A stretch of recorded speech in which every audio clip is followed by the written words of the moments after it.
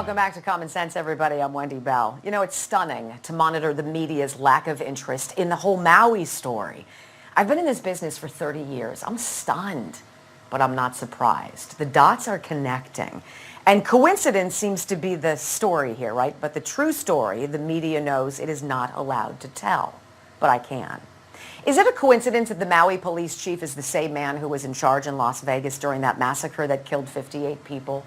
Is it a coincidence that the Maui property, owned by million and billionaires, it wasn't touched by the flames while homes of the locals all burned?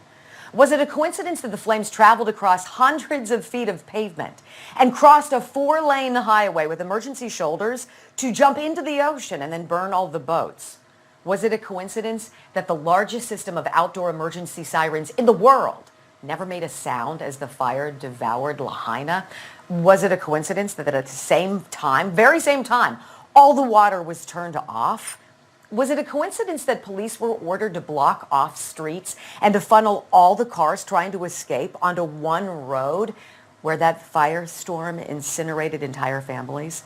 How about the coincidence that the governor of Hawaii, Josh Green, just weeks before that inferno, signed a pledge to the UN's 2030 Agenda of Sustainable Development, pledging to eliminate emissions? Weird. And think about this coincidence. That governor also signed an emergency proclamation on July 17th, 3 weeks before the fire, about housing of all things, and suspended 7 state statutes protecting historic preservation laws, removing all of the red tape when it comes to building infrastructure.